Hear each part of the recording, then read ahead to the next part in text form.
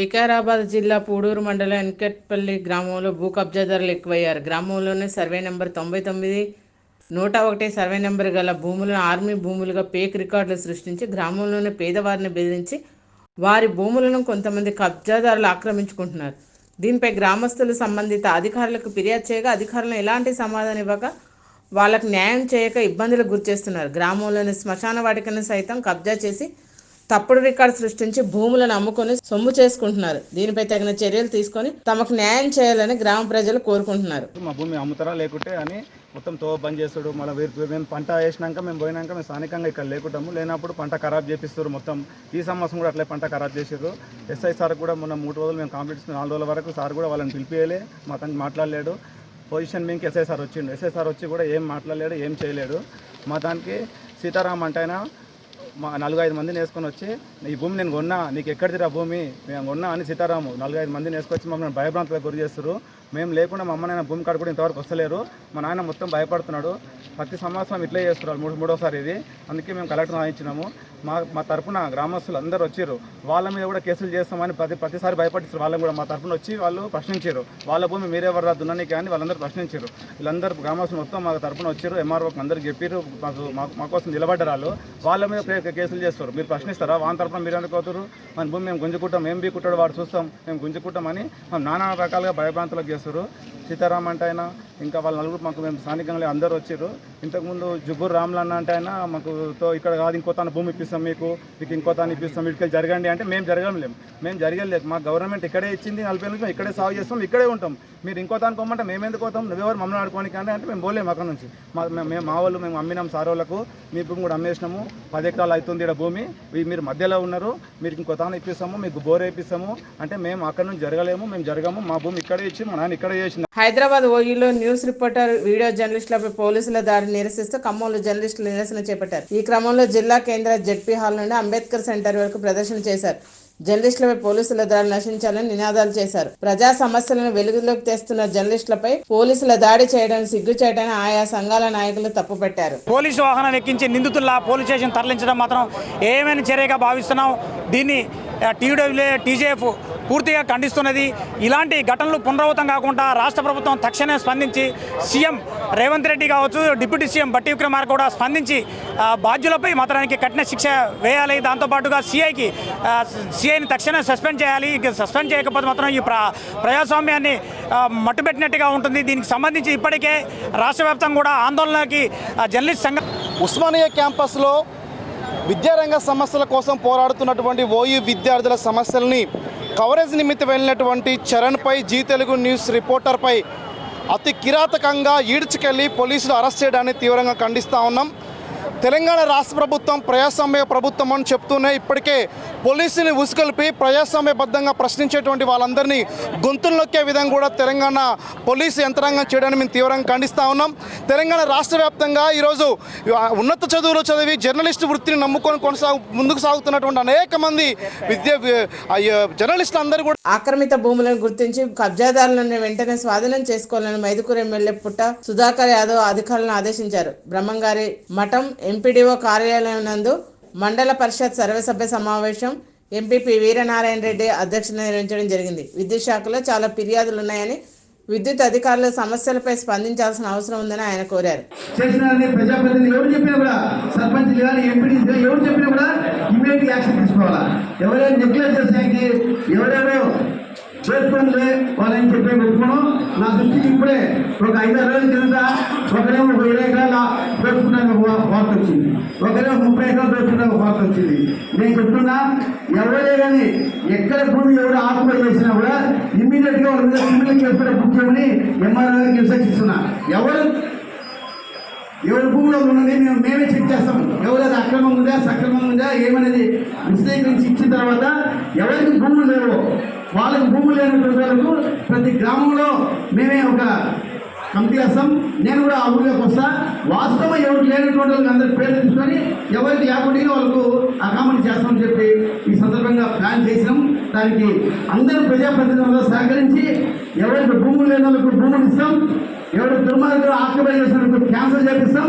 అదే రకంగా ముందుకు పోతామని చెప్పి తెలియజేసుకుంటూ మన అందరి ఆశయము మన మండలాన్ని అభివృద్ధి చేసుకునేకి మన ప్రజాప్రతినిధులు అందరూ కలిసి అభివృద్ధి చేసుకునే మనం ముందుకు పోవాలని చెప్పి తెలియజేసుకుంటూ ఈ సమావేశం ఫస్ట్ సమావేశంలో ఇంతమంది మన మఠ మండలంలో రావడం నాకు చాలా సంతోషం ఉంది. మనం కూడా ఇదే వాతావరణం ఈ జరగ 5 సంవత్సరాలు ఎక్కడ కానీ ఈ సభలో ఒకరికొకరు విమర్శలు చేసుకునే అవకాశం ఇవ్వకూడదు. విమర్శలు చేసుకోకూడదు. స్పష్టమైన ఇది ఒక దేవాలయం. తాగునీటి సమస్య, రహదారుల మరమ్మతులు, సీజనల్ వ్యాధుల పట్ల అప్రమత్తత, శానిటైజేషన్, సాగునీరు, ఇరిగేషన్ కాలువల్లో తూడుల తొలగింపు తదితర సమస్యలపై దృష్టి పెట్టాలని మంత్రి దుర్గేష్ అధికారులను ఆదేశించారు. అభివృద్ధి సంక్షేమంపై ప్రజాప్రతినిధులు, అధికారుల పరిచయ కార్యక్రమం జరిగింది. బాలిక విద్యపై ప్రత్యేక దృష్టి సారించాలన్నారు. మాతృమరణాలు, శిశుమరణాలు లేకుండా చూడాలని చెప్పారు. ఈ రైతులకు ఇచ్చినటువంటి బకాయిలు నిజానికి మన వెళ్ళిపోయిన గవర్నమెంట్ చేయాలి. అయినప్పటికీ కూడా దాన్ని ఇప్పుడు మా బాధ్యతగా తీసుకుని వితిన్ నో టైం గవర్నమెంట్ వచ్చిన 4 రోజుల లోపలనే ఆ బకాయిలు కూడా తీర్చడం, అదేవిధంగా పెన్షన్లు ఇవ్వడం, ఇవాళ సరసమైన ధరలకి మనం బియ్యం గడిపప్పు ఇవ్వడం, ఇలాంటివన్నీ వరుస క్రమంలో చేసుకుంటూ వస్తాం. అంటే మీరు పెట్టిన బియ్యం ఏదైతే ఉన్నాయో మా బహిరంగ మార్కెట్లోనే ఆ రేటుకి పెద్ద తేడా కనిపించట్లేదు. ఒక ₹2 ₹2 50 నుండి 53 రూపాయలకి బయట మార్కెట్ దొరికేస్తుంది. ₹56 అఫీషియల్గా ₹49 పెట్టారు. ₹56 బయట అమ్ముతున్నట్టుగా అఫీషియల్గా చెప్తున్నారు. అది 48కి మనం అమ్ముతున్నాం. కానీ ₹56 అమ్మట్లేదు. నాకు అక్కడ వచ్చినటువంటి వినియోగదారు ఒక లేడీ చెప్పిన మాట ఏంటంటే ఇదే బియ్యం మేము బయట కొనుక్కోవాలంటే ₹70 ₹75 అమ్ముతుందని అని చెప్తున్నారు. స్పష్టంగా ఒక ఎవరైతే వచ్చిన లేడీ ఉందో ఆమె చెప్పినటువంటి మాట దాని ప్రకారం చూసుకుంటూ ఒక ₹20 దాకా తేడా కనబడుతుంది. అదేవిధంగా కందిపప్పు కూడా ఇవాళ బహిరంగ మార్కెట్లో మీకు తెలియదు కాదు, మనందరం కొనుక్కుంటూ ఉంటాం. ₹181 ఒక కిలో కందిపప్పు. అది ఇవాళ ₹160 ఇస్తుంటే ₹21 తేడా అంటే చిన్న విషయం కాదు కదా. ఒక కేజీ కందిపప్పు అంటే అక్కడే ₹21 తేడా వస్తుందంటే ఒక 5-6 కేజీలు వాడితే ఎంత తేడా వస్తుంది? ₹1 దాకా తేడా. సో నెమ్మదిగా అన్ని క్రమబద్ధీకరించుకుంటూ వస్తున్నాం. మీరు అన్నప్రాసన్న అంటే అవగాహన పెట్టమంటే ఎక్కడ కుదురుతుంది? 4 రోజులు అయింది. 4 రోజుల్లోనే మీరు పసిపాపగా ఉన్న ప్రభుత్వాన్ని ఇప్పుడు అద్భుతాలు చేయకుండా చేసాం. నిజం చెప్పాలంటే పెన్షన్ని మీరు 3,000 4,000 పెంచడం పెద్ద విషయం కాదు. ఒక రకంగా చెప్పాల్సి వస్తే దానికి మళ్ళీ 3,000 చేర్చి 7,000 ఇవ్వడం అనేది వాళ్ళ ప్రభుత్వం ఉన్న పరిస్థితుల్లో వాళ్ళు చేసిన అప్పుల్లో చూసుకుంటే చాలా పెద్ద భారం వినాది చేసాం. కొమరంభీం జిల్లాలోని 363 జాతీయ రహదారిపై మృత్యుగంటికలు మోగుతున్నాయి. మానవ తప్పిదాలైన మితిమీరిన వేగం, నిర్లక్ష్యపు డ్రైవింగ్, మరోవైపు హైవే నిర్మాణ భద్రతా చర్యల లోపాలతో ప్రజల ప్రాణాలు గాల్లో కలిసిపోతున్నాయి. అసలే వర్షాకాలం, వర్షాలకు నిర్మించిన హైవే రహదారులు నిర్మించిన కొద్ది రోజులకే గుంతలమయంగా మారడం, రోడ్డుకి ఇరువైపులా సేఫ్టీ బండ్లు పూర్తిగా వర్షాలకు ధ్వంసం అవడంతో పాటు ప్రమాదాల నివారణకు ఫ్లైఓవర్ల అండర్ పాస్ నిర్మాణ లోపంతో అండర్ పాస్లు మొత్తం జలమయంగా మారాయని ప్రజలు వాపోతున్నారు. కొమరంభీం జిల్లా రేపల్లెవాడ నుండి గోయగం వరకు 54 కిలోమీటర్ల మేర NHAI సంస్థ రోడ్డు విస్తరణ పనులు చేపట్టింది. మండలాలకు వచ్చే ప్రజలకు పలు ప్రాంతాలు డేంజర్ స్పాట్లుగా మారుతున్నాయంటూ ప్రజలతో మా ఉమ్మడి ఆదిలాబాద్ ప్రతినిధి రమేష్ ఫేస్ టు ఫేస్. జిల్లాలో చూసుకున్నట్టయితే NHAI నేషనల్ హైవే అథారిటీ నిర్మించిన జాతీయ రహదారిని మనం చూసుకున్నట్టయితే కొన్ని నెలల్లోనే పూర్తిగా మొత్తం కూడా పేరుకుపోయి గుంతలమయమైన పరిస్థితులు అయితే ఇక్కడ ఉన్నాయి. రేపల్లెవాడ నుంచి వాంకిడి వరకు 56 కిలోమీటర్ల మేర మరి చేపట్టిన NHAI నేషనల్ హైవే రోడ్డు మరి పూర్తిగా నెలల వ్యవధిలోనే ఇలా గుంతలమయం అయిపోయింది. పూర్తిగా మరి ఏదైతే దీనిపైన భారీ వాహనాలతో పాటు నిత్యం ఎప్పటికీ కూడా ఇది రద్దీగా ఉంటుంది. అన్ని రకాల వెహికల్, హెవీ వెహికల్తో పాటు చిన్న వెహికల్ కూడా నిత్యం నడుస్తూనే ఉంటాయి. ఇలాంటి దాంట్లో మరి చిన్నపాటి వర్షం, ఇప్పుడు వర్షాకాలం స్టార్ట్ అయింది. ఈ చిన్న వర్షాలకే ఇక్కడ మరి రోడ్డు చూసుకున్నట్టే పూర్తిగా గుంతలమయం, నది మధ్యలో గుంతలమయమైంది. దీనికి సంబంధించి మనం పరిశీలించినట్టయితే ఇది ప్రధాన రహదారి. ఇక్కడ చూసుకున్నట్టయితే ఈ రంధ్రం అంతా కూడా ఈ రంధ్రం అంతా కూడా పూర్తిగా ఇలా కంకర ఇలా తేలుతూ మరి పూర్తిగా మరి రంధ్రాలుగా మారిపోయిన పరిస్థితులు అయితే ఉన్నాయి. మరి దీనివల్ల ప్రమాదాలతో పాటు ఏదైతే నేషనల్ హైవేకి సంబంధించి మరి అథారిటీ మెయింటెనెన్స్ ఉంటుంది. ఈ మెయింటెనెన్స్ మరి ఎక్కడా కనబడటం లేదు. చిన్నపాటి వర్షానికే మరి కొన్ని చోట్ల వర్షం నీరు మడుగుల్లాగా మరి పెద్ద గుంతల్లాగా కనబడి అట్లా కూడా ప్రమాదాలు జరిగే అవకాశం ఉన్నాయి. దీనిపైన అధికారుల పర్యవేక్షణ పూర్తిగా లోపించిందని అయితే మనకు కనబడచ్చు. ఎందుకంటే నెలల వ్యవధిలోనే నేషనల్ హైవే ఏదైతే జాతీయ రహదారి పైన ఇలాంటి గుంటలతో పాటు మరి కంకర కూడా పూర్తి స్థాయిలో మరి పైకి తేలిన పరిస్థితులు అయితే ఉన్నాయి. 56 కిలోమీటర్ల మేర మరి చేపట్టిన ఈ రహదారికి సంబంధించి సైడ్కి ఏదైతే సేఫ్టీ వాల్ కడతారో ఆ సేఫ్టీ వాల్ అంతా కూడా మరి ఏదైతే మంచిర్యాల జిల్లా లక్సపెట్టిపేటలోని వికార్ సెక్షన్లో లక్సపెట్టిపేట సర్కిల్ పోలీస్ ఆధ్వర్యంలో రామగుండం కమిషనర్ ఆదేశాల మేరకు కార్డన్ సెర్చ్ చేసి సరైన ధృవపత్రాలు లేని 36 ద్విచక్ర వాహనాలను 2 ఆటోలను సీజ్ చేశారు. సిఐ నరేందర్ మాట్లాడుతూ ప్రజలు ఎవరు అసాంఘిక కార్యక్రమాలను ప్రోత్సహించవద్దన్నారు. చట్ట వ్యతిరేక పనులు మీ దృష్టికి వస్తే బాధ్యతగా పోలీసులకు సమాచారం అందించాలన్నారు. సేఫ్ అండ్ సెక్యూరిటీ సమాజంలో ఉన్నారు అనే వాళ్ళకు భద్రత వాళ్ళకు కల్పించాలనే ఉద్దేశంతో ఈ ప్రోగ్రాం అనేది ఏర్పాటు చేయడం జరిగింది. ఇందులో వీళ్ళందరికీ కూడా ఈ డ్రగ్స్ దాని గురించి అవేర్నెస్, ముఖ్యంగా యువత గంజాయికి అలవాటు పడకుండా దానికి బానిస కాకుండా అంతా కూడా చేయాలని చెప్పి ఒక అవేర్నెస్ ఏర్పాటు చేయడం జరిగింది. అదేవిధంగా సైబర్ క్రైమ్ సంబంధించి కూడా ఏ విధంగా సైబర్ ఫ్రాడ్ అనేది జరుగుతున్నది, వాళ్ళు ఏ విధంగా అలర్ట్గా ఉండాలి, ఒకవేళ సైబర్ క్రైమ్ జరిగితే వాళ్ళు 1930 నెంబర్ చేస్తే ఏమవుతుంది, అట్లాంటి ఒక అవేర్నెస్ కూడా వాళ్ళకి కల్పించడం జరిగింది. అదేవిధంగా ఇదంతా కూడా ఈ కమ్యూనిటీ కాంటాక్ట్ ప్రోగ్రాంలో ఈ చెక్ చేయడం వల్ల 36 వెహికల్ 2 వీలర్సు పత్రాలు లేకుండా అదేవిధంగా 2 ఆటోలు కూడా గుర్తించడం జరిగింది. వీటిని కూడా మళ్ళీ ప్రాపర్గా వెరిఫై చేసి దాని మీద యాక్షన్ తీసుకుంటాం. అదేవిధంగా అందరికీ కూడా మన పోలీస్ తరఫున విన్నపం ఏంటంటే ప్రతి కాలనీ కూడా అందరూ కూడా సెల్ఫ్గా ముందటికి వచ్చి ప్రతి కాలనీ ప్రతి ఏరియాలో కూడా ఈ కమ్యూనిటీ సీసీ కెమెరాస్ ఏర్పాటు చేసుకోవడం చెప్పి తెలియజేయడం జరుగుతుంది. దీనివల్ల చాలా మనం ఎన్నో కేసెస్ కూడా డిటెక్ట్ అయినాయి.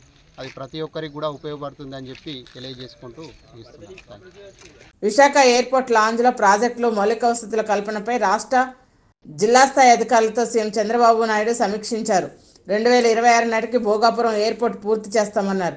మెడ్టెక్ జోన్ను అభివృద్ధి ప్రణాళిక సిద్ధం చేయాలని అధికారులను ఆదేశించారు. జరిగిందేమీ లేదు. ఈ 3 ఎయిర్పోర్ట్లు ఒకటి, మూడోది ఒక సుందరమైన ప్రదేశం సముద్రం, దట్టు ఈస్ట్ కోస్ట్. ఇది ఒక పెద్ద అసెట్. ఇది భవిష్యత్తులో పెద్ద ఎత్తున పెరగబోయే నగరం. ఈ ఎయిర్పోర్ట్తో విశాఖపట్నం విజయనగరం కలిసిపోతుంది. ఇక్కడి నుంచి శ్రీకాకుళం కూడా కలిసే అవకాశం ఉంది. ఎందుకంటే శ్రీకాకుళం 50 కిలోమీటర్లు, విశాఖపట్నం 50 కిలోమీటర్లు. ఆ సెంటర్లో ఈ ఎయిర్పోర్ట్ వస్తూ ఉంది.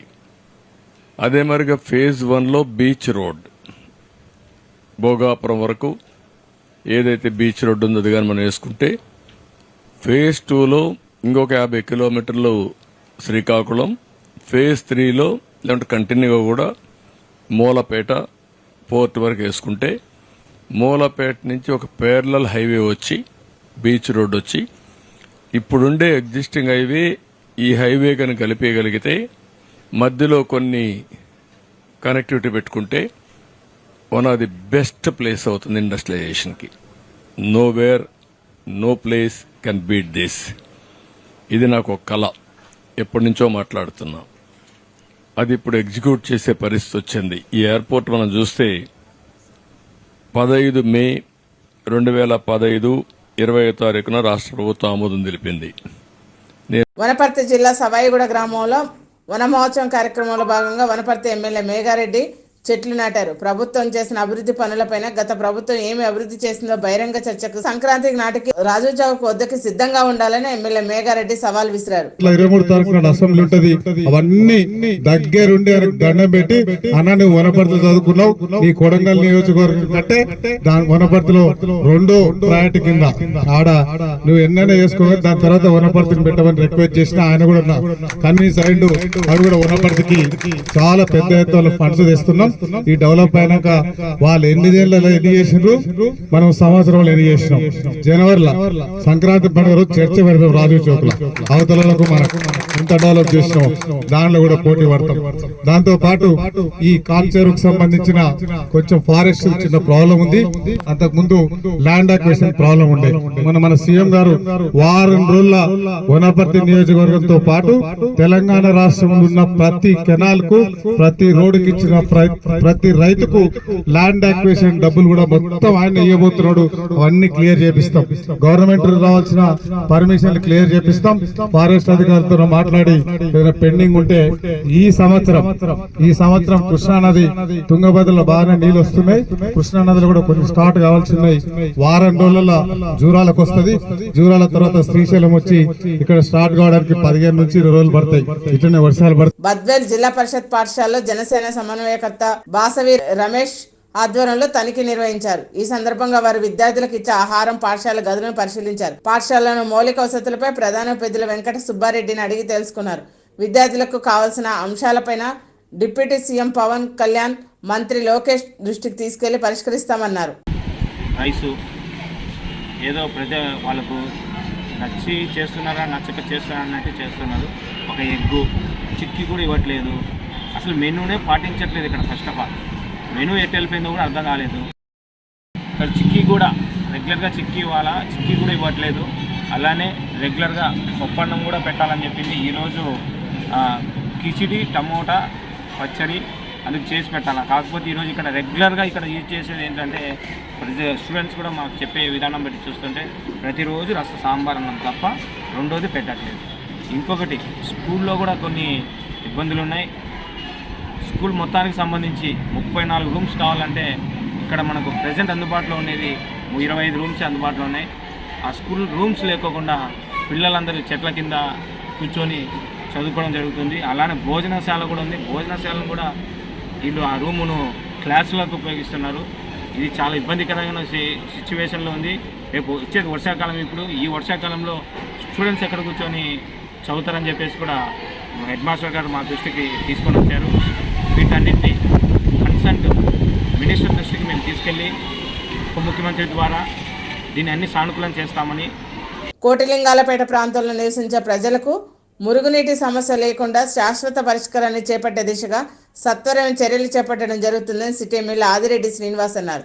కోటిలింగాలపేట 41 డివిజన్లోని 10 MLT పంపింగ్ స్టేషన్ పరిశీలించారు. రాబోయే వర్షాకాలం నాటికి వర్షపు నీటిని రెగ్యులర్గా వచ్చే నీటిని వేరు చేసే విధంగా 2 పంపింగ్ స్కీమ్లను నిర్మించేందుకు చర్యలు చేపడతామన్నారు.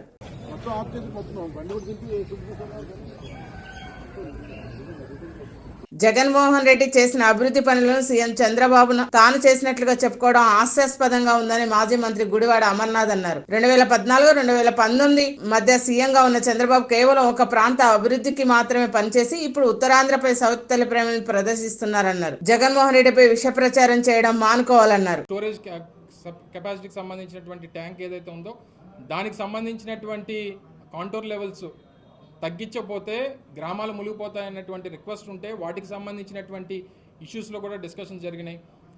రేట్స్ కూడా ఏదైతే సంబంధించినటువంటి దానికి దగ్గర 87 కోట్ల రూపాయలు ఫండ్స్ కూడా రిలీజ్ చేసాం పేమెంట్స్కి సంబంధించి. ఎందుకంటే ల్యాండ్ ఎక్విజిషన్ జరగకుండా నువ్వు ఏ పని మొదలు పెట్టలేవు. ఎందుకంటే ఇప్పుడు ఉన్నటువంటి ఎవరన్నా సరే ల్యాండ్ ఎక్విజిషన్కి సంబంధించి ఇష్యూస్ ఏవైతే ఉన్నాయో వాటిని అన్నిటి కూడా అధిగమించేటువంటి కార్యక్రమాలని మేము చేసేటువంటి కార్యక్రమాన్ని చేసాం. సో దానికి సంబంధించి ఇప్పుడు ఏదైతే ఉత్తరాంధ్రకు సంబంధించినటువంటి కెనాల్ తీసుకుని వచ్చి ఇక్కడ 23 క్యూసెక్లు నీరు ఇచ్చేస్తే ఈ ప్రాంతానికి అంతే అంటారో, యూ హ్యావ్ టు కంప్లీట్. ఇంకా నాకు తెలిసి తుని ఆ ప్రాంతాల్లో ప్రాజెక్టుకి సంబంధించినటువంటి లెఫ్ట్ కెనాల్ ఏదైతే ఉందో దాన్ని కలిపేటువంటి దగ్గర ఒక హిల్ అడ్డంగా ఉంది. సో దాన్ని మనం కట్ చేసుకొని కనెక్ట్ చేయాల్సినటువంటి ఒక చిన్న పోర్షన్. స్టీల్ ప్లాంట్ దేశ ఆర్థిక అభివృద్ధికి సహాయపడుతుందని కేంద్ర మంత్రి కుమారస్వామి అన్నారు.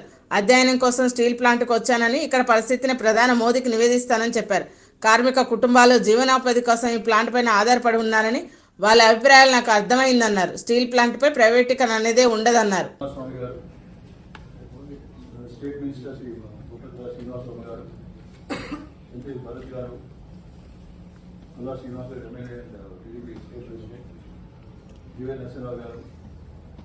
సుకుమార్ రెడ్డి గారు,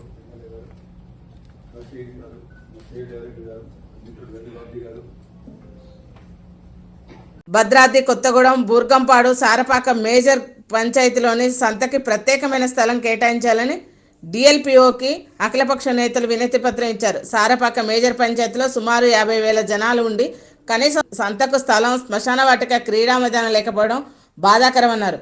సంతను గాంధీనగర్, కనకదుర్గ గుడి బజార్లో ఎన్హెచ్ రోడ్డుపై నిర్వహించడాన్ని వ్యతిరేకిస్తున్నారు. సంతను మార్చి వేరే విశాలమైన ప్రదర్శనకి నిర్వహించాలని అధికారులను డిమాండ్ చేశారు. తీస్తూ ఈ సంత ఇక్కడ నడిపిస్తాం 2 or 3 months అంతే, ఈ రెండిట్లోనే. ఓకే అది నాది అయిపోయినండి, వారు అడిగినట్టు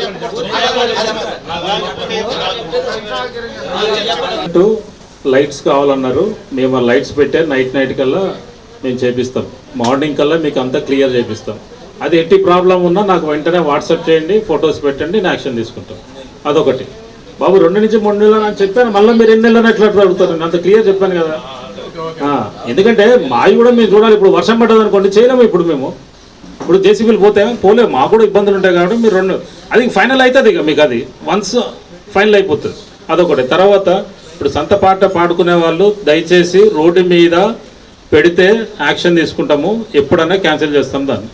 అది మాత్రం క్లియర్ చెప్తున్నాం, అది మాత్రం ఫైనల్. అది గిరిజనుల సంక్షేమం కోసం జాతీయ స్థాయిలో ఎస్టీ కమిషన్ పనిచేస్తుందని జాతీయ ఎస్టీ కమిషన్ సభ్యులు జాటద్ హుస్సేన్ నాయక్ అన్నారు. ఖమ్మం కలెక్టరేట్లోని సమావేశ మందిరంలో ఖమ్మం జిల్లా కలెక్టర్ ముజమ్మిల్ ఖాన్తో కలిసి గిరిజనుల కోసం అమలవుతున్న కేంద్ర రాష్ట్ర ప్రభుత్వాల పథకాల అమలుపై అధికారులతో సమీక్షా సమావేశం నిర్వహించారు. గిరిజన సంక్షేమ, మహిళా సంక్షేమ, గ్రామీణ అభివృద్ధి, వైద్య ఆరోగ్య, police, mission Bhagiratha, ST subplan తదితర అంశాలపై చర్చించారు. షెడ్యూల్డ్ మండలాలు సార్, 2 మండలాలు పార్ట్ షెడ్యూల్డ్ ఏరియాస్ ఉన్న మండలాలు సార్. వివిధ రకాలుగా ట్రైబల్ డెవలప్మెంట్ కోసం ప్రభుత్వం పెట్టిన పథకాల్లో కొన్ని డెవలప్మెంట్ వైపు, కొన్ని రైట్స్ ప్రొటెక్షన్ వైపు, కొన్ని లా అండ్ ఆర్డర్ వైపు, కొన్ని ఆర్థిక సంక్షేమం వైపు, అభివృద్ధి వైపు పెట్టడం జరిగింది సార్. ఈ ప్రోగ్రామ్స్ అన్నీ మీకు ఒక బ్రీఫ్ నోట్ రూపంలో మీ ముందు పెట్టడం జరిగింది సార్. వీటిలో కొన్ని కార్యక్రమాలు కేంద్ర ప్రభుత్వానివి, కొన్ని రాష్ట్ర ప్రభుత్వానివి, కొన్ని కలిసి చేయాల్సినవి సార్. ఈ అంకెలు వివరాలన్నీ కూడా మీ ముందు పెట్టడం జరిగింది సార్. సభలో సంబంధిత శాఖల నుంచి వచ్చిన జిల్లాధికారులు ఉన్నారు, కొందరు మండల స్థాయి అధికారులు కూడా ఉన్నారు సార్. ఎక్కడెక్కడ మండల స్థాయిలో ఎక్కువ ట్రైబల్ పాపులేషన్ ఉందో వాళ్ళని కూడా పిలవడం జరిగింది సార్. పోలీస్ శాఖతో సహా మన ఫారెస్ట్ శాఖ కూడా మేజర్ స్టేక్ హోల్డర్స్ కాబట్టి రెవెన్యూ శాఖతో సహా వాళ్ళు కూడా ఇక్కడ వాళ్ళ రిప్రజెంటేటివ్స్ కూడా ఇక్కడ ఉన్నారు sir. Sneha TV, please like, share and subscribe Sneha TV.